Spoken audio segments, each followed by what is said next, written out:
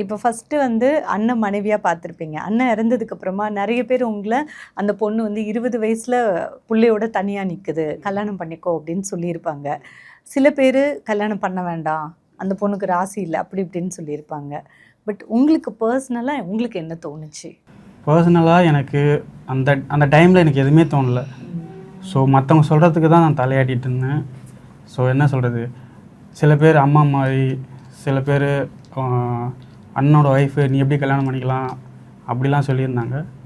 என்னோடய ஃப்ரெண்டோட அம்மா தான் ஆக்சுவலாக நான் அவங்க சொல்லி தான் பாசிட்டிவாக ஒரே ஒரு விஷயம் சொன்னாங்க. என்னென்னா, இன்றைக்கி நீ இதை உனக்கு கல்யாணம் பண்ண வேணான்னு முடிவு எடுத்துட்ட. ஸோ ஃப்யூச்சரில் அந்த குழந்த வேறு ஒருத்தவங்கள கல்யாணம் பண்ணிக்கிட்டாங்க அவங்க.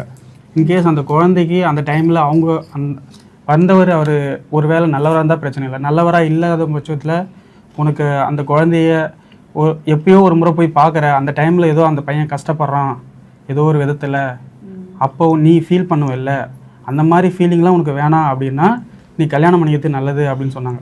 ஸோ அப்போ தான் எனக்கு ஒரு அந்த தாட்டே வந்தது, கல்யாணம் பண்ணிக்கணும் அப்படின்ற தாட்டே என் ஃப்ரெண்டோட அவங்க அம்மா சொல்லும்போது தான்